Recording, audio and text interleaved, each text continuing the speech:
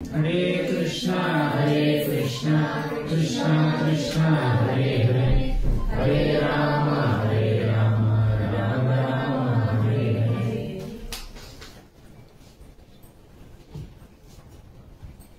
हरे कृष्ण భక్తులందరికీ స్వాగతం। ఇక్కడ ఉన్నటువంటి చాలా మంది వరిష్ఠ భక్తులు ఉన్నారు। వారందరి ఆశీర్వాదంతో నేను వృందావన్ ధామం యొక్క విశిష్టతని, ఈ వృందావన్ యాత్రలో మనం ఎలా ప్రవర్తించాలి, ఏ భావనతో ఉండాలి, ఎలా రకరకాల పుణ్యక్షేత్రాలని సందర్శించుకోవాలి, మన చైతన్యం ఎలా ఉండాలి, ఎదుటి భక్తులతో మన యొక్క వ్యవహారం ఎలా ఉండాలి, వాటన్నిటి గురించి మనం ఒక గంట సేపు చర్చించుకుందాం। ఎందుకంటే మనం వృందావన్ ధామం కానీ, మాయాపూర్ ధామం కానీ, ఇంకా తిరుపతి క్షేత్రం కానీ, ఏదైనా ఇలాంటి గొప్ప గొప్ప పుణ్యక్షేత్రాలకి వెళ్తే అక్కడ మనకి ఎంతో ఆధ్యాత్మిక పురోగతి సంపాదించుకునే అవకాశం ఉంటుంది। కానీ కొంతమంది ఆ అవకాశాన్ని సద్వినియోగం చేసుకోలేకపోతారు। ఎందుకు చేసుకోలేకపోతారు? ఎందుకంటే ఒక స్పిరిచువల్ ప్లేస్ లో, ఒక పుణ్యక్షేత్రంలో, ఒక భగవంతుడు లీలలు జరిపినటువంటి ఒక ధామంలో ఎలా ప్రవర్తించాలో, ఏ భావనతో ఉండాలో తెలుసుకోకపోవడం వల్ల మనం ఆ బెనిఫిట్ ని పూర్తిగా పొందలేకపోతాం। అందుకే మనం ఒక ధామాన్ని చూడవలసింది కళ్ళతో కదండి, ధామాన్ని చూడవలసింది చెవులతో। ముందు ఆ ధామం యొక్క మహిమని, గొప్పతనాన్ని మనం వింటే, ఆ ధామంలో భగవంతుడు జరిపినటువంటి ఆ లీలల్ని గురించి మనం తెలుసుకుంటే, అంతేకాకుండా అదే ధామంలో నివసించినటువంటి గొప్ప గొప్ప భక్తులు, ఇప్పుడు ఈ ధామంలో ఎంతమంది ఉన్నారు? రూప గోస్వామి, సనాతన గోస్వామి, 6 గోస్వాములు ఉన్నారు। తర్వాత వారికన్నా ముందు శ్రీ చైతన్య మహాప్రభు ఈ ధామాన్ని సందర్శించారు। తర్వాత ప్రభుపాదుల వారి లాంటి ఎంతో గొప్ప గొప్ప ఆచార్యులు ఇక్కడ నివసించి పుస్తకాలు రాసి భగవంతుడిని పూజించి, కృష్ణుడు చెప్పారు కదా భగవద్గీతలో, మన్మనాభవ మద్భక్తో మధ్యాజీ మాం నమస్కురు, ఈ 4 పనుల్ని స్వయంగా చేసి చూపించారు ఇంతమంది ఆచార్యులు। వాళ్ళు ధామంలో ఉన్నప్పుడు ఎటువంటి భావనతో, ఎటువంటి చైతన్యంతో ఉన్నారో దాని నుంచి మనం నేర్చుకోవాలి। అలా ఒక గొప్ప క్షేత్రం యొక్క మహిమని గురించి తెలుసుకుని, అక్కడ ఎలా ప్రవర్తించాలో అన్న విషయాన్ని గురించి కూడా తెలుసుకుని, మనం ఈ 4 రోజులు ఉన్నారు వృందావనంలో, ఈ 4 రోజులు ఆ చేతనతో, ఆ భావనతో ఉండగలిగితే భగవంతుడికి ఒక మెట్టు దగ్గర అవుతామండి। మనం ఈ పుణ్యక్షేత్రాన్ని సందర్శించేది మనలో భగవంతుడి పట్ల ఉన్నటువంటి భక్తిని పెంపొందించుకోవడం కోసం, ఆయన పట్ల మనకున్నటువంటి అంకిత భావాన్ని ఇంకా త్రిగుణీకృతం 10 రెట్లు 100 రెట్లు పెంచుకోవడం కోసం। అసలు ధామంలోనే కాదు, ప్రతిరోజు మీరు ఎక్కడున్నా, మీరు హైదరాబాద్ లో ఉన్నా, బెంగళూరులో ఉన్నా, చెన్నైలో ఉన్నా, అమెరికాలో ఉన్నా, ఆస్ట్రేలియాలో ఉన్నా, ఎక్కడున్నా కూడా మనం ప్రతిరోజు చేయవలసినటువంటి ప్రయత్నం ఏమిటంటే భగవంతుడికి ఇంకాస్త దగ్గర అవ్వాలి। నా జపం ద్వారా, నా తపం ద్వారా, ఏకాదశి వ్రతం ద్వారా, శ్రీమద్ భాగవతం, భగవద్గీత వంటి పుణ్య గ్రంథాలని అధ్యయనం చేయడం ద్వారా, విగ్రహాలని ఆరాధించడం ద్వారా, ఇలా ఎన్నెన్నో సాధనా భక్తి యొక్క అంగాలు ఉన్నాయి। వాటిని పాటించడం ద్వారా భగవంతుడికి ఒక్కొక్క మెట్టు దగ్గర అవడమే మన యొక్క జీవిత ధ్యేయం, ఆధ్యాత్మిక జీవనం యొక్క లక్ష్యమే అది। ఇప్పుడు మనం వృందావన ధామం యొక్క మహిమల గురించి క్లుప్తంగా చెప్తాము। అసలు వృందావన ధామానికి వస్తే మీకు వచ్చేది ఏమిటి? మీరు ఎక్కడికి వచ్చారు? మీకేం వస్తుంది? మీకు వచ్చే బెనిఫిట్ ఏమిటి తెలుసుకుందాం।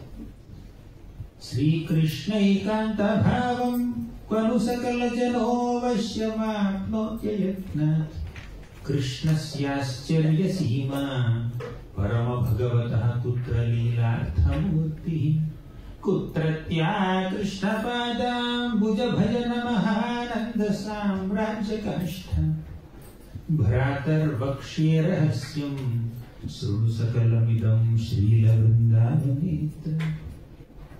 శ్రీకృష్ణ ఏకాంత భావం.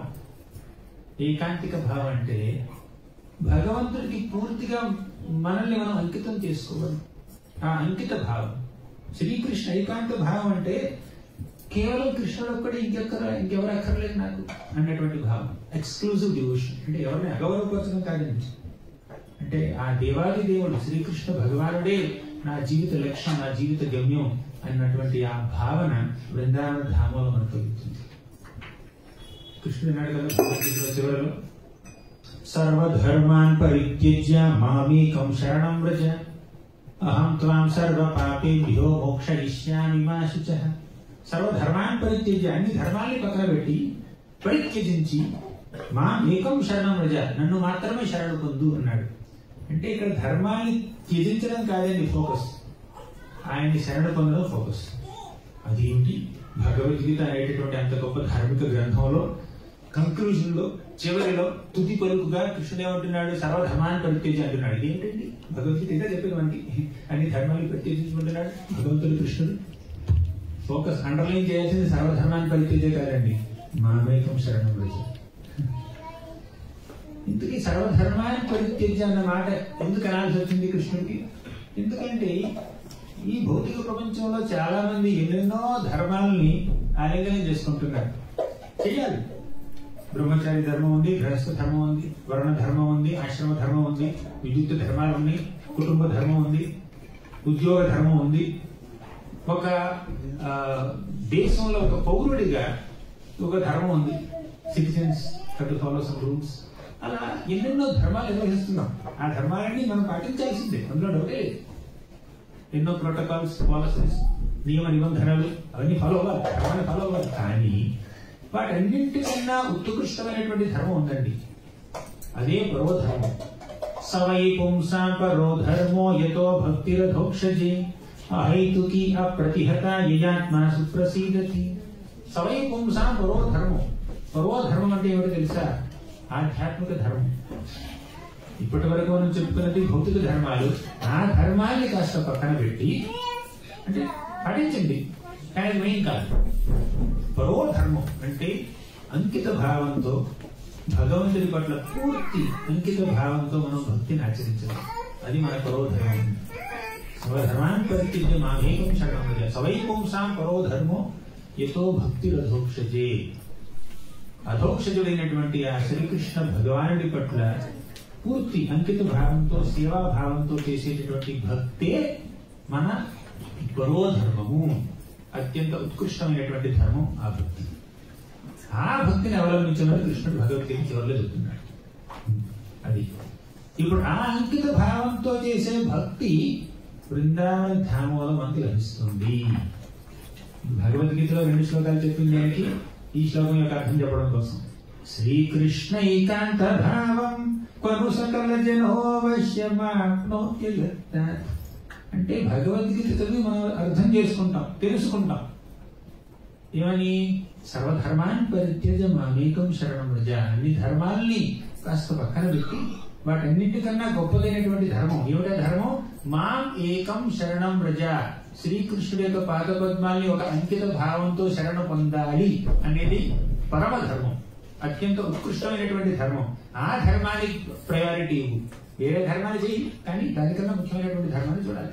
ఎందుకంటే ఆ ధర్మం స్పిరిచువల్ ప్లేన్ లో ఉంది, ఆధ్యాత్మిక స్థానంలో ఉంది. కానీ ఇతర ధర్మాలన్నీ ఈ భౌతిక ప్లేన్ లో ఉన్నాయి. సో భౌతిక ధర్మాల్ని మరీ పరోధర్మంగా భావించకుండా ఆధ్యాత్మిక ధర్మాన్ని, భగవంతుడి పట్ల అంకిత భావాన్ని పెంపొందించుకోవడం అనేది నీ యొక్క ముఖ్యమైనటువంటి ధర్మం. ఆ ధర్మాన్ని అవలంబించమని కృష్ణుడు చివరిలో చెప్పాడు. ఆ భావన, ఆ అంకిత భావం మనకి బృందావన ధామంలో లభిస్తుంది. శ్రీకృష్ణ ఏకాంత భావం. శ్రీకృష్ణ ఏకాంత భావం, కృష్ణుడే అంత. వాసుదేవ పరా వేద వాసుదేవ పరామఖ వాసుదేవ పరం ధ్యానం వాసుదేవ పరంతప అంటే వాసుదేవుడే అంత అన్నటువంటి వాసుదేవుడే అంత అన్నటువంటి భావన మనకి వృందావన ధామంలో లభిస్తుందండి. వాసుదేవ పరావేద, వాసుదేవ పరంతప అంటే భగవంతుడు వాసుదేవుడే అంత, కృష్ణుడే అంత అన్నటువంటి అంటే ఆయన అంతా అని తెలుసుకున్న తర్వాత మనం మనల్ని ఆయనకి అంకితం చేసుకోవాలి. ఆ అంకిత భావం మనకి వృందావన ధామంలో లభిస్తుంది. శ్రీకృష్ణ ఏకాంత భావం.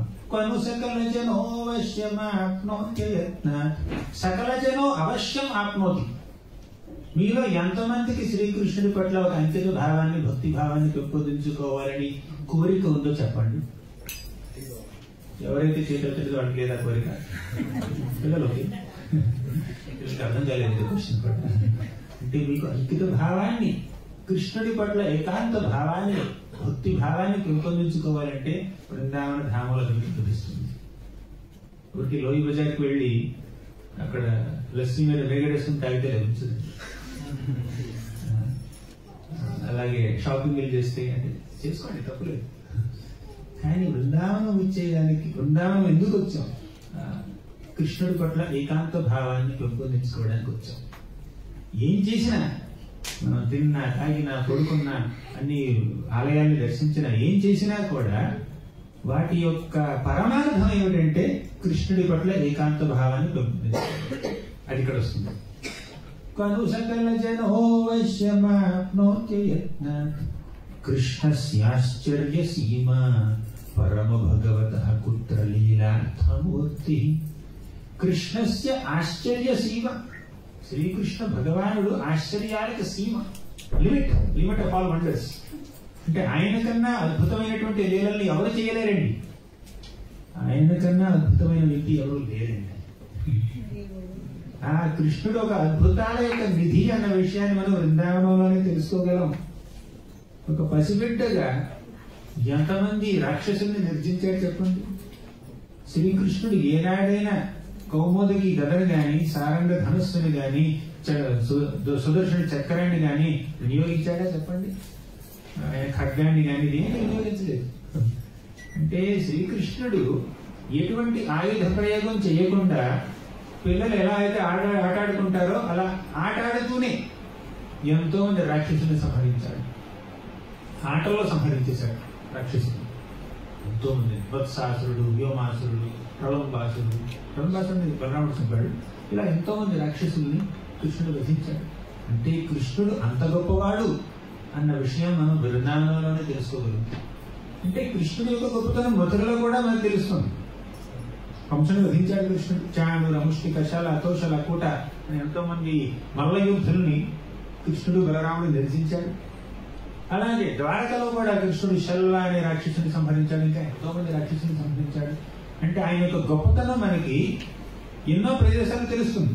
మథురలో కానీ, ద్వారకలో కానీ ఎక్కడైనా తెలుస్తుంది. కానీ వృందావనంలో ఆయన గొప్పతనం ఏమిటంటే ఆయన రాక్షస సంహారం, దుష్ట శిక్షణ, శిష్ట రక్షణ, ధర్మ సంస్థాపన ఎన్నో చోట్ల చేశాడు.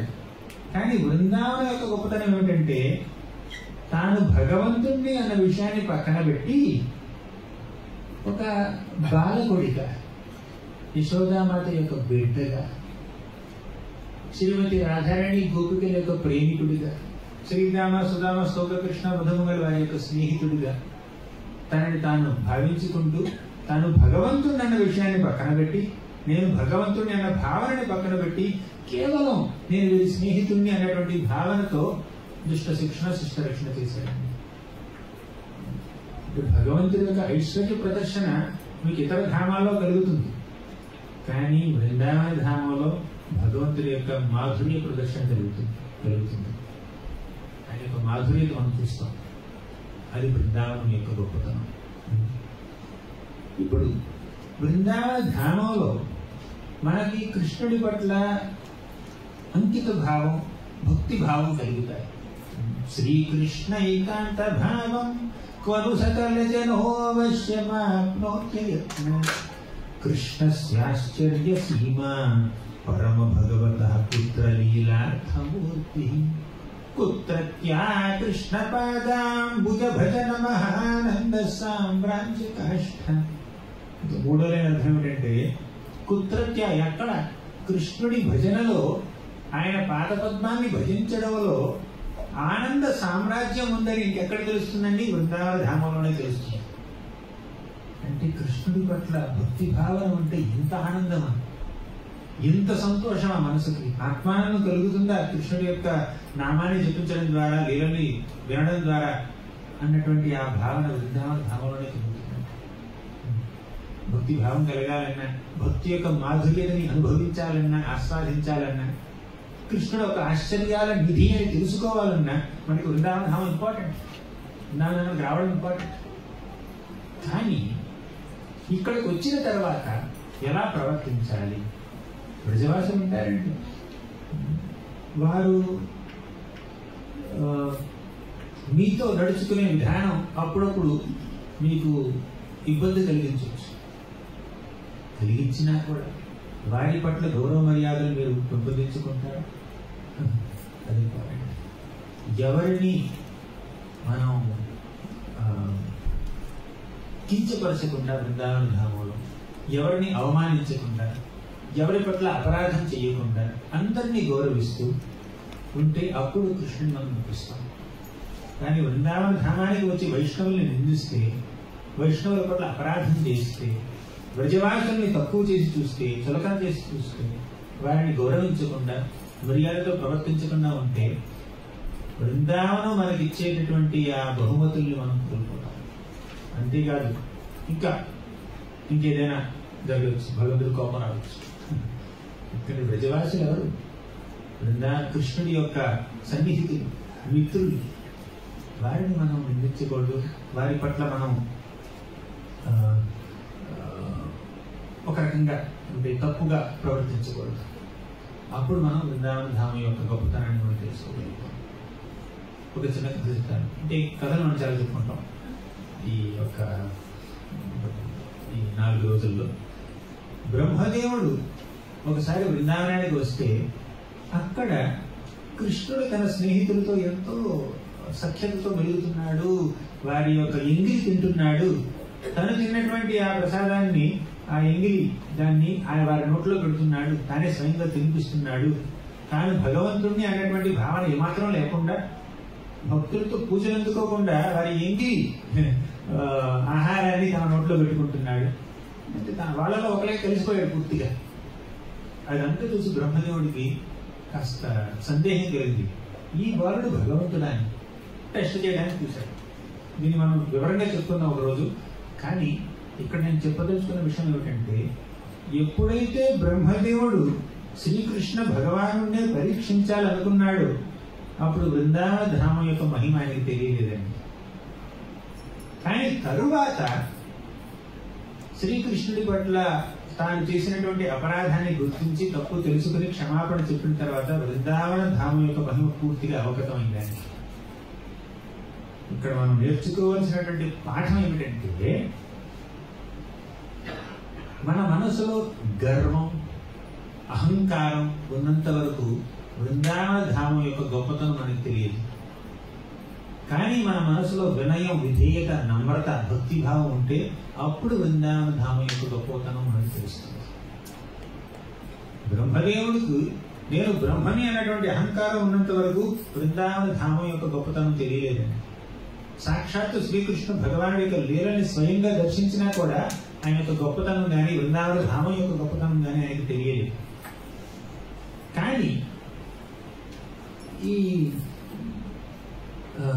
కానీ ఆయన నమ్రతతో భగవంతుడికి ప్రార్థన చేసినప్పుడు, స్తుతి చేసినప్పుడు అప్పుడు బృందావన ధామం యొక్క గొప్పతనం పూర్తిగా ఆయన తెలుసుకున్నాడు.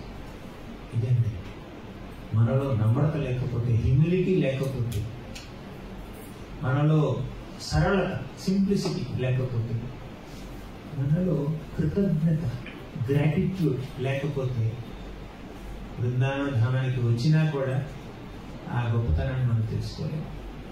ధామం యొక్క మహిమ తెలుసుకోలేము. ధామంలో ఉంటాం, నాకు ఇది బాగలేదు, అది బాగలేదు, కూరలో ఉప్పు ఎక్కువైంది, ఈ అసౌకర్యం కలిగింది, ఆ అసౌకర్యం కలిగింది అని చెప్పి మనం ఫిజికల్ ప్లేన్లో ఉండిపోతాం. మనం వృందావన ధానానికి వచ్చేది సౌకర్యం కోసం కాదండి. సౌకర్యం ఉండాలి, కరెక్టే. ఎండాకాలంలో ఏసీ రూమ్లో కూర్చున్నారు, ఎందుకంటే ఇటువంటి రూమ్లో కూర్చుంటే ఇక మీరు అనవసరంగా కష్టపడకుండా, చెమట లేకుండా కృష్ణ కథ మీద మీరు ఫోకస్ చేయొచ్చు. ఆ రకంగా ఎంత ఫెసిలిటీ కావాలో అంత ఫెసిలిటీ తీసుకోవడంలో తప్పలేదు. కానీ నేను ఏమిటంటే మనం వచ్చేది ఫెసిలిటీస్ కోసం కాదు, భక్తి కోసం. ఇక్కడికి ఒక బెగ్గర్ లాగా రావాలి, మనం యాచించాలి. రాధా శ్యామసుందరుల ముందుకు వెళ్ళి యాచించాలి, స్వామి కాస్త భక్తిని ప్రసాదించు, నీ పట్ల ఒక అంకిత భావాన్ని ప్రసాదించు. శ్రీమతి రాధారాణిని యాచించాలి, గౌరనితాయి బ్యూటీస్ ఉన్నాయి కదా, కృష్ణ బలరాముని యాచించాలి, మనం భక్తి కోసం యాచించాలి. ఈ ప్రపంచంలో ఎంతో మంది ఎన్నో వస్తువులు యాచిస్తూ ఉంటారు. కొంతమందికి బంగారం కావాలి, కొంతమందికి పేరు ప్రతిష్టలు కావాలి, కొంతమందికి పలుకుబడి కావాలి, కొంతమందికి డబ్బు, హోదా, పొజిషన్, పవర్ కావాలి. వాటి కోసం యాచిస్తూ ఉంటారు. కొంతమంది మాకు లైక్లు, షేర్లు చేయండి అని యాచిస్తుంటారు. ఇంకొంతమంది మాకు ఓట్లు వేయండి అని యాచిస్తూ ఉంటారు. ఇంకొంతమంది మా ప్రొడక్ట్స్ కొనండి అని యాచిస్తూ ఉంటారు. ఇంకొంతమంది ఇంకేదో యాచిస్తూ ఉంటారు. కొంతమంది ఏమిటంటే శారీరక సంతృప్తి కోసం ఎదుటి వారిని యాచిస్తూ ఉంటారు.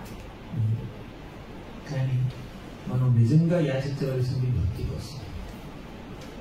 ఎవరిని యాచిస్తే భక్తి లభిస్తుంది? భగవంతుణ్ణి, భగవంతుడి యొక్క భక్తుల్ని యాచిస్తే వారి ముందు చేయి చాచి, ప్రభుపాదుల వారి ముందు చేయి చాచి, ప్రభుపాదుల వారి సమాధి ఉంది ఇక్కడ, ఆ సమాధి దగ్గర నుండి చేయి చాచి, స్వామి ప్రభుపాద్ నాకు కాస్త భక్తిని ప్రసాదించండి, రాధా శ్యామసుందరుని, కృష్ణ బలరాముని యాచించండి, నాకు కాస్త భక్తిని ప్రసాదించండి.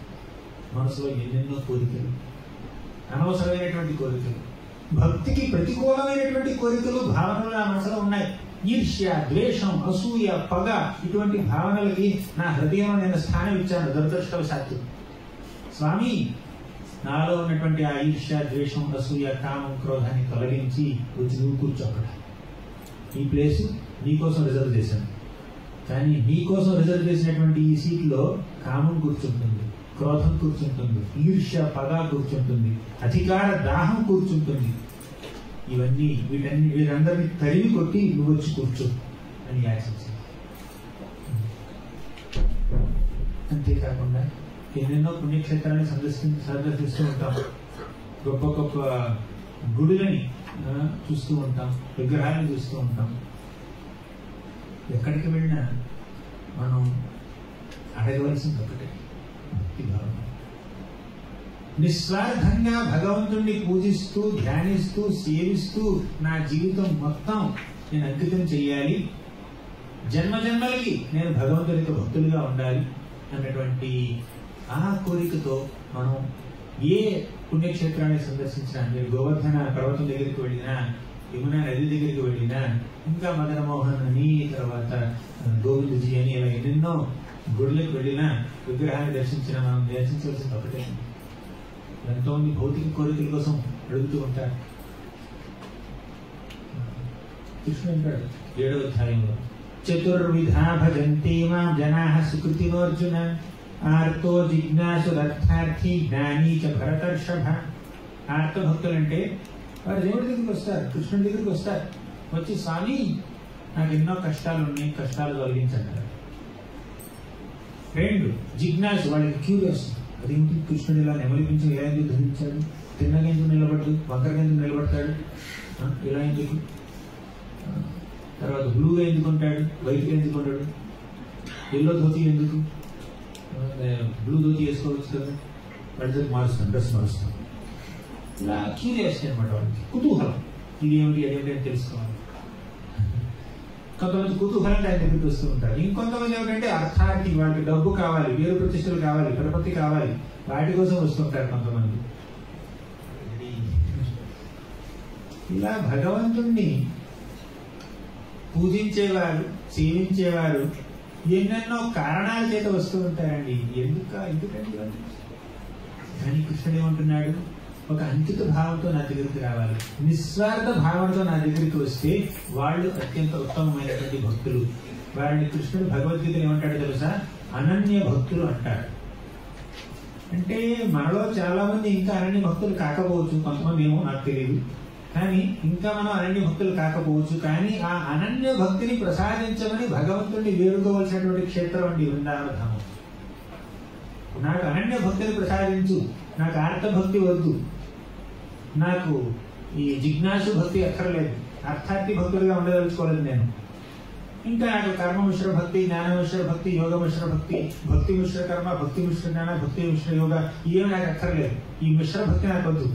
నాకు కావాల్సింది శుద్ధ భక్తి, అనన్య భక్తి, అవ్యభిచారిణి భక్తి, ఉత్తమ భక్తి. అటువంటి భక్తిని నాకు ప్రసాదించు. ఉత్తమ భక్తి అంటే ఏమిటో తెలుసా? భగవంతుడి నుంచి ఏ ప్రతిఫలం ఆశించకుండా నిస్వార్థ భావనతో సేవించాలి, ప్రేమించాలి. అది ఉత్తమ భక్తి. ఆ భక్తిని మనం ఇక్కడ పొందేటటువంటి అవకాశం మనకు వృందావన ధామంలో ఉంది.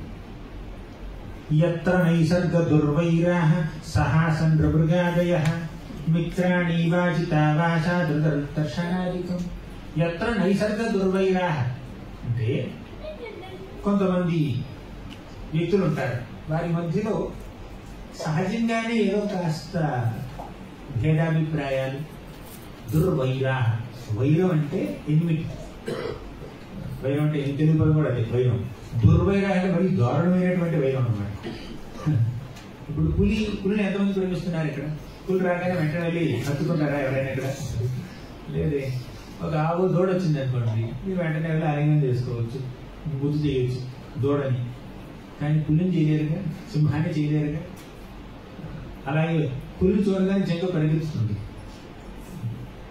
అంటే జింకకి పులికి మధ్యలో ఒక సాధారణమైనటువంటి, ఒక సహజమైనటువంటి వైరం ఉంది. ఎత్ర నైసర్గ దుర్వైరాః, సహజమైనటువంటి వైరం కలిగినటువంటి రెండు జీవరాశులు పక్కకు వచ్చినా కూడా వాటి మధ్యలో ఇటువంటి వైరం మనకు కనిపించిందండి వృందావన ధామం. మిత్రాణి ఇవ అజితావాస అంటే పులి జింక కూడా మిత్రుల్లాగా కలిసిమెలిసి మెలుగుతారండి వృందావన ధామంలో. మిత్రాణి ఇవ అజితావాస దర్శనాధికం. ఇక్కడ ఆకలి దుఃఖతులు లేవు. అది వృందావనం యొక్క గొప్పతనం. మీరు శ్రీమద్ భాగవతం 10వ స్కంధం 13వ అధ్యాయంలో చూస్తే ఈ శ్లోకం కనిపిస్తుంది. యత్ర నైసర్గ దుర్వైరాః. దీని నుంచి మనం నేర్చుకోవాల్సింది ఏమిటి? మనం బృందావన ధామానికి వచ్చినప్పుడు మనలో ఉన్నటువంటి వైర భావన పోవాలి అని కోరుకోవాలి.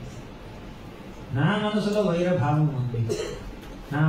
మీలో ఎంతమందికి ఇతర భక్తులతో కాస్తో కూస్తో వైర భావం ఉందో చెప్పండి. మీరు నాకు చెప్పండి, మీరు ఆలోచించుకోండి. చేతులెత్తాల్సిన అవసరమే లేదు. మనం భక్తుల్ని ప్రేమించాలి కదా. భక్తుల్ని కాదండి, ప్రతి ప్రాణిని మనం ప్రేమించాలి. చీమనైనా ప్రేమించాలి, చీమ పట్లైనా దయ ఉండాలి, పురుగు పట్లైనా కూడా దయ ఉండాలి మనకి. అది మనకి వైష్ణవ సిద్ధాంతం చెప్పేది. అదే అందరినీ గౌరవించమని, అందరినీ ప్రేమించమని, అందరినీ భగవంతుడి యొక్క అంశాలుగా చూసి వారిని అభిమానించమని అంటున్నారు. సర్వభూత హితేరతాః. వైష్ణవులు అంటే ఎవరు? ఎవరైతే ప్రతి ఒక్కరి హితవును కోరుకుంటారో వాళ్ళే వైష్ణవులు. సర్వభూత హితేరతాః. అందరి హితవు కోరి, అందరి శ్రేయస్సును కోరి, అందరి శ్రేయోభిలాషులుగా వారు వారి యొక్క పనులు చేస్తూ ఉంటారు. నలుగురికి మేలు కలిగే పనులు చేస్తూ ఉంటారు. వారిని వైష్ణవులు అంటారు. కానీ మనం సాధన భక్తి చేస్తున్నా కూడా ఎదుటి వారి పట్ల కాస్తో కూస్తో వైరభావన కలిగి ఉంటాం. అంటే మీ అభిప్రాయాలు వారి అభిప్రాయాలు కలవకపోతే ప్రాబ్లం లేదండి. అంటే మీ స్టైల్ మీది, వారి స్టైల్ వాడిది.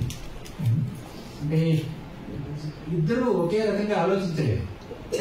కానీ వైర భావన ఉండకూడదు, నెగిటివిటీ ఉండకూడదు, ఎవరిని మనం ద్వేషించకూడదు. భక్తులైతే అసలే ద్వేషించకూడదు, ఎవరైనా ద్వేషించకూడదు. కానీ భక్తుల్ని ప్రత్యేకించి మనం ద్వేషించకూడదు. కానీ అప్పుడప్పుడు ఏమిటంటే సాధన భక్తి చేస్తున్నటువంటి వారికి, భక్తిలో పూర్తిగా పరిపక్వత లేనటువంటి వారికి ఏమిటంటే మనసులో ఎదుటి వారి పట్ల, భక్తుల పట్ల కూడా కాస్త ద్వేషం, ఈర్ష్య, అసూయ ఇటువంటి ఉంటాయండి. మనం వృందావన ధామంలో మనం వేడుకోవలసింది ఏమిటంటే, స్వామి నాకు ఇతర భక్తుల పట్ల ఉన్నటువంటి ఆ నెగిటివిటీని తొలగించు, ఆ వైర భావాన్ని తొలగించు. వారిని నేను అత్యంత సన్నిహితులుగా భావించకపోవచ్చు, కానీ వారి పట్ల మాత్రం నాకు ఇటువంటి ద్వేష భావన వైర భావన ఉండకూడదు. ఒక భక్తుడి పట్ల భక్తురాలి పట్ల మనకి ఈర్ష్య ద్వేషం అసూయ ఉంటే భగవంతుడు మనల్ని ఎలా స్వీకరిస్తాడు చెప్పండి? దాని లాజిక్ ఉందా దాంట్లో? భగవంతుడు మనల్ని స్వీకరించడు, కృష్ణుడు స్వీకరించడు. అడిగితే ఎందుకు స్వీకరించు? నేను జపం చేస్తున్నాను కదా, నేను భాగవతం చదువుతున్నాను కదా. నువ్వు భాగవతం చదవచ్చు, భగవద్గీత చదవచ్చు, నలుగురికి చెప్పవచ్చు కూడా. కానీ నా ఈ భక్తుడిని నువ్వు ద్వేషిస్తున్నావు కాబట్టి నేను నిన్ను స్వీకరించట్లేదు. ముందు ఆ ద్వేషాన్ని బయట విడిచిపెట్టరా, అప్పుడు లోపలికి తీసుకొస్తాను, అప్పుడు నేను లోపలికి ఎలా చేస్తానంటే కృష్ణుడు. ద్వేషాన్ని విడిచిపెట్టాలి, ఈర్ష్యను విడిచిపెట్టాలి, అసూయను విడిచిపెట్టాలి, నెగిటివిటీ పెట్టుకోకూడదు మనసులో. ఎవరి పట్ల నెగిటివిటీ ఉండకూడదు, ప్రత్యేకించి భక్తులు పట్ల.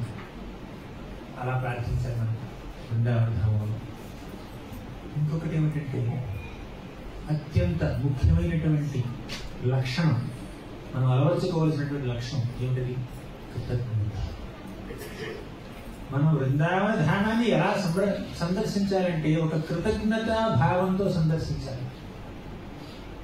మీరు కృష్ణ బుక్ చదవండి. దేవాది దేవుడు శ్రీకృష్ణ భగవానుడు అని తెలుగులో ఉంటుంది ఆ పుస్తకం. ప్రభుపాదుల వారు రాశారు. ప్రభుపాదుల వారికి ముద్దుగా సమయం లేదు అప్పట్లో. నేను భాగవతాన్ని చివరి వరకు అనువదించగలనా లేదా అనేటువంటి ఒక సందేహం వచ్చి ప్రభుపాదుల వారు ఏం చేశారంటే, భాగవతం యొక్క దశమ స్కందం, భాగవతం యొక్క సారాంశం, దాని యొక్క అంతిమ లక్ష్యమైనటువంటి ఆ దశమ స్కందాన్ని కాస్త క్లుప్తంగా ఒక సమరీ రూపంలో కృష్ణ బుక్ రాసేశారు. మరి ప్రతి శ్లోకానికి ప్రతిపదార్థం చెప్తూ, తాత్పర్యం చెప్తూ, భాష్యం రాస్తూ అలా చేయాలంటే చాలా సంవత్సరాలు పడుతుంది అని చెప్పి నేను అక్కడ అంతవరకు చేయగలను లేదు అని చెప్పి ఆయన ముందు 10th క్యాంటో సమరీ ఇచ్చేశారు మనకి కృష్ణ బుక్ రూపంలో. అందులో మీరు 38వ అధ్యాయం చదవండి, 37, 38, 39, 4 ఈ 2-3 అధ్యాయం చదవండి. ముఖ్యంగా 38వ అధ్యాయం చదవండి. అందులో ఏం చెప్పారంటే, అక్రూరుల వారు బృందావనానికి వెళ్తున్నారు. కంసుడు చెప్పాడు, అక్రూరా వెంటనే వెళ్ళి కృష్ణ బలరాముల్ని బృందావన ధామం నుంచి నువ్వు మథురకు తీసుకురావాలి. ఎందుకు? చంపేస్తానమాట. నేను చెప్పాలనుకుంటున్నాను. పెద్ద ప్లాన్ చెప్పేశాడు. కృష్ణ బలరాముల్ని చంపడం కోసం, సంహరించడం కోసం చాణూర, ముష్టిక, శల, కోశల కూటానికి పెద్ద ఏనుగులు లాంటి మల్ల యోధుల్ని పెట్టాడు కంసుడు. వారి కన్నా ముందు కృష్ణ బలరాముల్ని సంహరించడం కోసం ఒక ఏనుగునే పెట్టాడు, కోలయపడి అనే ఏనుగు. ఈ ఏనుగులు లాంటి మల్ల యోధులు, ఏనుగు అన్ని విఫలమైతే 1000 ఏనుగులు బలం ఉన్నటువంటి కంసుడే విజయుతుడై ఆయనే చంపేస్తాను అనుకున్నాడు. ఈ ప్లాన్ అంతా అక్రూరుడికి చెప్పి, అక్రూర నువ్వు వెళ్ళి తీసుకురా కృష్ణ బలరాముని అంటే, అప్పుడు అక్రూరుడు, దీన్ని కూడా మనం విస్తారంగా చెప్పుకున్నాం తర్వాత. కానీ ఇక్కడ ఈ రోజు ఈ ఇనాగరల్ క్లాస్ లో మనం గుర్తు చేసుకోవాల్సినటువంటి ఒక ముఖ్యమైనటువంటి లెసన్ ఏమిటంటే, పాఠం ఏమిటంటే, అక్రూరుడు ఏ భావనతో బృందావనాన్ని సందర్శించాడు? అక్రూరుడి మనసులో కృతజ్ఞతా భావం ఉంటుంది. ఎవరి పట్ల కృతజ్ఞత? కంసుడి పట్ల కృతజ్ఞత. ఖచ్చితంగా కృష్ణుడి పట్ల కృతజ్ఞత ఉంది, అందులో డౌటే లేదు. వసుదేవుడి పట్ల కృతజ్ఞత ఉంది, నారద మహర్షి పట్ల కృతజ్ఞత ఉంది, భక్తులందరి పట్ల ఆయన కృతజ్ఞత భావం ఉంది. కానీ కంసుడి పట్ల కూడా కృతజ్ఞత భావాన్ని పెట్టుకున్నాడండి మన అక్రూరుడు. కంసుడు దుర్మార్గుడే అని తెలిసినా, దుష్టుడే తెలిసినా, త్వరలో చచ్చిపోతాడు కృష్ణుడి చేతులు అని తెలిసినా కూడా, ఈ రోజు నాకు బృందావన ధామానికి వచ్చి కృష్ణ బలరాముని స్వయంగా చూసే అవకాశం నాకు ఎలా వచ్చింది? కంసుడి ద్వారా వచ్చింది. కాబట్టి నేను కంసుడి పట్ల కూడా కృతజ్ఞత కలిగి ఉంటానన్నాడు. ఎవరిని ద్వేషించకూడదండి. భక్తులంటే ఎవరిని ద్వేషించకూడదు, వారిని ఖండించవచ్చు, సంహరించాలి కూడా. అప్పుడు వీడు కాదు, పాండవులు సంహరించాల్సి వస్తుంది కదా. అప్పుడప్పుడు తప్పు మరీ ఎక్కువైతే ఖండించాలి, తర్వాత శిక్షించాలి, సంహరించాలి, అవన్నీ చేస్తారు. కానీ మనసులో మాత్రం ఎటువంటి ద్వేషం ఉండకూడదు. అక్రూరుడికి ఏమనిపించిందంటే, కంసుడు ఎంత దుర్మార్గుడైనా ఈ రోజు నాకు ఒక సరికొత్త బంగారు రథాన్ని ఇచ్చి ఈ రథం మీద బృందావన ధామానికి వెళ్ళి కృష్ణ బలరాముని సందర్శించుకో అని నాకు చెప్పాడు. అంటే భగవంతుడు అప్పుడప్పుడు మనకి రాక్షసుల ద్వారా కూడా, రాక్షస ప్రవృత్తి ఉన్నటువంటి వ్యక్తుల ద్వారా కూడా మన మీద భగవంతుడు అనుగ్రహం చూపించవచ్చు. వారి పట్ల కూడా మనం కృతజ్ఞత కలిగి ఉంటాం. మీలో కొంతమంది చాలా మంది ఉద్యోగాలు చేస్తున్నారు. మీ బాస్ మీ భక్తికి ఫేవరబుల్ కాకపోవచ్చు, అయినా కూడా లీవ్ శాంక్షన్ చేశారు కదా, బృందావన యాత్ర వెళ్ళాలా 6 రోజులు, సరే లీవ్ శాంక్షన్. మీరు కృతజ్ఞత ఉండాలి మా బాస్కి, కనీసం లీవ్ ఇచ్చారు కదా. భక్తులు కాకపోయినా మిమ్మల్ని అప్పుడప్పుడు కొంచెం ఆట పట్టించినా కూడా హరే హరే కృష్ణ హరే కృష్ణ మళ్ళీ సంచులు దొరుకుతుంటారు వీళ్ళు అని కొంచెం అప్పుడప్పుడు అవహేళనగా మాట్లాడినా మీరు లీవ్ ఇచ్చారు కదా, సెలవు ఇచ్చారు కదా, కాబట్టి కృతజ్ఞతలో ఉండండి. కృతజ్ఞత అంటే కంసుల పట్లనే కాదండి, మనం బృందావన ధామానికి వచ్చాము. ఎవరి వల్ల వచ్చి, ఎవరి దయ వల్ల వచ్చాం. బాస్ లీవ్ ఇవ్వడం ఒక చిన్న ఇది మాత్రం. కానీ అసలు బృందావన ధామంలోకి మనకి ఎంట్రన్స్ ఎవరు ఇచ్చారండి? ప్రభుపాదుల వారు. అఫ్కోర్స్ రాధారాణి ఇచ్చింది, అందులో డౌటే లేదు. రాధారాణి, కృష్ణుడు, చైతన్య మహాప్రభులు ఇచ్చారు. కానీ లేటెస్ట్ ఆచార్య ప్రభుపాదుల వారు బృందావన ధామం గురించి అందరికీ చెప్పకపోతే అసలు ఇలాంటి ప్రదేశం ఒకటి ఉంది ప్రపంచంలోని పాశ్చాత్య దేశంలో వాళ్ళకి ఎలా తెలుస్తుంది చెప్పండి. ఈరోజు 2025లో ఎన్నెన్నో దేశాల నుంచి ఎంతో మంది, వేల మంది భక్తులు బృందావన ధామాన్ని సందర్శించుకుంటున్నారు అంటే ఎవరి దయ వల్ల? ప్రభుపాదుల వారి యొక్క కృషి వల్ల. ప్రభుపాదుల వారు బృందావన ధామంలో ఉంటూ రాధా దామోదర్ టెంపుల్కి వెళ్తారు. రాధా దామోదర్ మందిరంలో ఉంటూ ఆయన భాగవతాన్ని అలా ట్రాన్స్లేట్ చేస్తున్నారు, అనువదిస్తున్నారు. అప్పుడు ఆయన కనిపించింది, నేను బృందావన ధామంలో ఉన్నాను, నేను ఒక గొప్ప పుణ్యక్షేత్రంలో, ఆధ్యాత్మిక క్షేత్రంలో ఉన్నాను. ఇక్కడ ఉన్నటువంటి భక్తులు ప్రతిరోజు పొద్దున్న మంగళారతి కోసం అన్ని టెంపుల్స్ వెళ్తారండి. ముఖ్యంగా 7 ప్రామినెంట్ టెంపుల్స్ ఉంది కదా, అక్కడికి వెళ్తూ ఉంటారు. రాధే రాధే అంటూ ఉంటారు, కృష్ణ కృష్ణ అంటూ ఉంటారు. ఈ విధంగా భగవంతుడి యొక్క నామాన్ని ఉచ్చరిస్తూ తమ జీవితాన్ని పూర్తిగా భగవంతుడికి అంకితం చేస్తూ ప్రతిరోజు ఈ హారతులు చూస్తూ జపం చేస్తూ భగవంతుడికి సేవ చేస్తూ బృందావన ధామంలోనే ఉండాలి, ఇక్కడే నివసించాలి, ఇక్కడే జీవించాలి, ఇక్కడే మరణించాలి, కనీసం మొదలు కూడా వెళ్ళవలసినటువంటి అవసరమే నాకు లేదు అన్నటువంటి భక్తులు ఎంతో మంది ఉండేవారు అప్పట్లో బృందావన ధామంలో. అటువంటి వారి సాంగత్యంలో ప్రభుపాదుల వారు చక్కగా ఆయన యొక్క ఆధ్యాత్మిక జీవనాన్ని వెళ్ళబుచ్చుతూ ఈ భాగవతాన్ని అనువదిస్తూ ఉంటున్నారు ఆయన. కానీ ఆయనకు ఒక ఆలోచన కలిగింది, ఈ పాశ్చాత్య దేశంలో ఉన్నటువంటి వ్యక్తులకి బృందావన ధామం యొక్క మహిమ తెలియదు. అసలు బృందావనం అనే ప్రదేశం ఉందన్న మాటే తెలియదు వాళ్ళకి. ఇంద్రియ తృప్తి లేకుండా, సెన్స్ గ్రాటిఫికేషన్ లేకుండా జీవితాన్ని ఎలా జీవించాలన్న విషయం కూడా వాళ్ళకి తెలియదు. అటువంటి వారికి బృందావన ధామం అంటే ఏమిటో నేను చెప్పాలి. బృందావన ధామాన్ని వారికి నేను ఇంట్రడ్యూస్ చేయాలి, పరిచయం చేయాలి అని ప్రభుపాదుల వారు ఆ రోజు అనుకోకపోతే, ఒక 5 దశాబ్దాల క్రితం అనుకోకపోతే, ఈరోజు మనం ఈ బృందావన యాత్రకు వచ్చేవాళ్ళం కాదండి. ఈరోజు మనం బృందావనం వచ్చామంటే ఆ కృష్ణ కృపామూర్తి భక్తివేదాంత స్వామి ప్రభుపాదుల వారి దయ ఎంతో ఉంది. వారి పట్ల కృతజ్ఞతతో ఉండాలి. పైగా బృందావన ధామంలో ఎన్నెన్నో గొప్ప గొప్ప క్షేత్రాలు ఉన్నాయి. కృష్ణ భగవానుడు స్వయంగా లీలలు జరిపినటువంటి క్షేత్రాలు ఉన్నాయి ఇక్కడ. కానీ ఆ లీలలు జరిపినటువంటి ఆ ప్రదేశాలు జనాలు కనిపించలేదు. బృందావనీయ రసకేళి వార్త కాలేన లుప్త, అంటే కాలక్రమేణా లుప్తం అయిపోయాయి, అంటే కనిపించట్లేదు. ఎక్కడ రాధాకుండ ఉంది, ఎక్కడ శ్యామకుండ ఉంది, ఎక్కడ ఈ ప్రదేశం ఉంది, ఎక్కడ ఆ లీలాస్థలి ఉంది అన్న విషయం సాధారణ వ్యక్తులు మర్చిపోయారండి. కానీ మన చైతన్య మహాప్రభు బృందావన ధామానికి వచ్చి అందులో వాటిల్లో కొన్ని ప్రదేశాలని తాను గుర్తించి, ఇంకా వేరే చాలా చాలా ప్రదేశాలు ఉన్నాయి, వాటిని గుర్తించండి అని చెప్పి రూప గోస్వామికి, సనాతన గోస్వామికి చెప్పి వారిని ఇక్కడికి పంపించి వారిని ఇక్కడ నివసించే విధంగా చేశారు చైతన్య మహాప్రభు. కాబట్టి చైతన్య మహాప్రభు పట్ల మనం కృతజ్ఞతతో ఉండాలి. ఆయన ఆ రోజు ఆ పని చేయకపోతే 500 సంవత్సరాల క్రితం ఈ రోజు మనం బృందావన ధామానికి వచ్చేవాళ్ళం కాదు. ఒక దాదాపు 50 ఏళ్ల క్రితం ప్రభుపాదుల వారు ఆ త్యాగం చేయకపోతే మనం ఈ రోజు బృందావన ధామానికి వచ్చేవాళ్ళం కాదు. 500 సంవత్సరాల క్రితం, 5 శతాబ్దాల క్రితం రూప గోస్వామి, సనాతన గోస్వామి, ఇంకా అందరూ బృందావన గోస్వాములందరూ ఈ బృందావన ధామంలో నివసించి ఈ ధామం గురించి పుస్తకాలు రాయకపోతే మనం ఈరోజు వచ్చేవాళ్ళం కాదు. ఆ బృందావనం యొక్క మహిమని వారు మనకందరికీ చాటి చెప్పారు. రూప గోస్వామి భక్తి రసామృత సింధు అన్నటువంటి ఒక గొప్ప గ్రంథాన్ని రచించారు. భక్తి రస అమృత సింధు. భక్తి అంటే భగవంతుని పట్ల ఒక అంకిత భావం, ఒక సేవా భావం.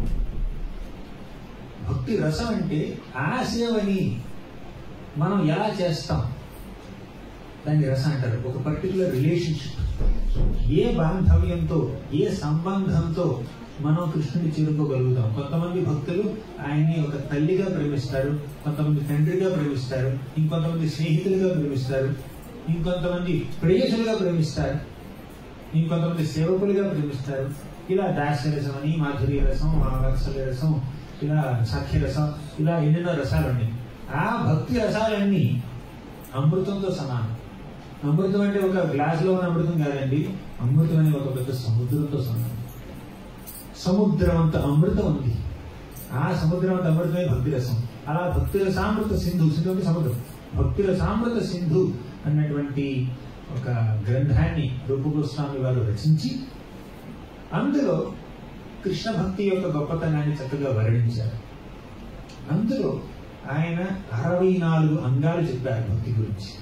భక్తికి 64 అంగాలు ఉన్నాయి. 64 ప్రామినెంట్, ఇంకా ఉన్నాయి 64 ఏంటి, కొన్ని 6 లక్షలు ఉండొచ్చు. అందులో ఈ 64 అంగాల్లో కూడా 5 అంగాలు చాలా ముఖ్యమైనవి. 5 పొటెంట్ ఫార్మ్స్ ఆఫ్ భక్తి. ఇప్పుడు ఆ భక్తుల సామర్థ్య సింధు అన్నటువంటి ఆ గ్రంథాన్ని కూడా ప్రభుపాదుల వారు అనువదించి, అంటే క్లుప్తంగా ఒక బ్రీఫ్ గా సమరీగా రాసింది ఏమిటంటే, సారాంశాన్ని రాసింది నెక్టర్ ఆఫ్ డివోషన్. అది భక్తుల సామర్థ్యం అని తెలుగులో రాసింది, తెలుగులో అనువదించారు. సరే, అందులో 5 పొటెంట్ ఫార్మ్స్ ఆఫ్ భక్తి ఏమిటో తెలుసు. అది 1 శ్రీమద్ భాగవత శ్రవణం, 2 విగ్రహారాధన, 3 భగవన్నామాన్ని ఉచ్చరించడం, కృష్ణనామాన్ని జపించడం, 4 వైష్ణవులకి సేవ చేయడం, 5 బృందావన ధామాన్ని సందర్శించడం. అంటే ధామం, నామం, పుస్తకం, గ్రంథం, తర్వాత వైష్ణవ సేవ, తర్వాత విగ్రహం. ఈ 5తో మన కనెక్షనే మనల్ని భగవంతుడి దగ్గరికి తీసుకువెళ్తుంది. ఈ 5 పనుల్ని మనం బృందావన ధామంలో చక్కగా చేయించండి. బృందావన ధామంలో ఉండి భగవన్నామాన్ని చూపించండి. ఇక్కడ ఒక రౌండ్ చేస్తే మీరు 100 రౌండ్లు చేసినట్టు అనమాట బయట. అలాగని ఇక్కడ నేను చేసేదాన్ని కదా 16 రౌండ్లు, నెక్స్ట్ 100 రోజులు జపం చేయనట్టు అంటే అది కాదు మన మెసేజ్ యొక్క, మన క్లాస్ యొక్క సారాంశం. కానీ ఇక్కడ ఒక భగవంతుడు లీలలో జరిపినటువంటి ఒక పుణ్యక్షేత్రంలో కనుక మనం భక్తి మార్గాన్ని ఆచరిస్తే, శ్రవణ కీర్తనాలు చేస్తే, ఆ ప్రయత్నానికి భగవంతుడి యొక్క ఆశీస్సులు మెండుగా ఉంటాయి, ఆచార్యుల యొక్క ఆశీస్సులు ఎంతో మెండుగా ఉంటాయి. అందుకే మనం ఒక పుణ్యక్షేత్రంలో మన ప్రతి క్షణం, ప్రతి సెకండ్ మనం భక్తితో, తర్వాత భగవంతుడికి సంబంధితమైనటువంటి చర్చలే జరపాలి, ఆలోచనలే ఆలోచించాలి, పనులే చేయాలి. అంటే ఇక్కడ ఉన్నటువంటి 4 రోజులు ఉంటున్నారు మీరు, 4 into 24 hours, 96 hours, కొంచెం గంట అటు అవ్వచ్చు. ఈ 96 గంటలు నేను తిన్నా, పడుకున్నా, నడిచినా, మాట్లాడినా అంతా కృష్ణ సంబంధిత కార్యాలు మాత్రమే చేస్తాను అనుకోండి. ఇప్పుడు కండెన్స్డ్ అనమాట, కండెన్స్డ్ బెనిఫిట్ వస్తుంది మీకు. అంటే మనం బయట ప్రపంచంలో పని చేయాల్సి వస్తుంది, మన వ్యక్తిత్వ ధర్మాలు ఉంటాయి, ఉద్యోగ ధర్మాలు ఉంటాయి, కుటుంబ ధర్మాలు ఉంటాయి. అక్కడ మీరు ఏ కార్యాలు నిర్వహించాలో అన్ని కార్యాలు నిర్వహించాలి, తప్పదు. అందులో మీరు కాంప్రమైజ్ చేయలేరు. కానీ ఈ 4 రోజులు మాత్రం ఆ ఆలోచనని కాస్త పక్కన పెట్టండి, కనీసం తగ్గించి భక్తుని గురించి, భగవంతుడి గురించి, ధామాన్ని గురించి ఎక్కువగా ఆలోచించండి. ఆచార్యులు మనకు అందించినటువంటి ఆ పాఠాల గురించి మనం ఎక్కువగా ఆలోచించాలి. అలా మనం కృష్ణ స్మరణానికి, కృష్ణ కీర్తనకి, కృష్ణ కథని వినడానికి మనం ఈ 4 రోజుల్ని పూర్తిగా వెచ్చిస్తే ఇది ఒక చక్కటి ఛార్జింగ్ గా పనిచేస్తుంది. బ్యాటరీ ఛార్జ్ అవుతుంది, స్పిరిచువల్ బ్యాటరీ ఛార్జ్ అవుతుంది. అప్పుడు మళ్ళీ మీరు ఉద్యోగానికి వెళ్తారు, 4 రోజుల తర్వాత 4 రోజుల తర్వాత ఉద్యోగానికి వెళ్తారు, తర్వాత బయట ప్రపంచంతో మళ్ళీ మీరు నార్మల్ జీవితంలోకి వెళ్తారు. అప్పుడు ఈ ఛార్జింగ్ మీకు అక్కడ కాపాడుతుందండి. ఎందుకంటే మాయ కాన్స్టెంట్ గా ట్రై చేస్తూనే ఉంటుంది. ఏమిటి ఆవిడ చేసే ట్రైన్? మనల్ని భక్తి మార్గం నుంచి మళ్లించడం ఆవిడ యొక్క ధ్యేయం. అంటే ఆవిడ మరి ద్వేషించకూడదండి. భగవంతుడి యొక్క శక్తి, ఆవిడైనా ద్వేషిస్తారు మీరు?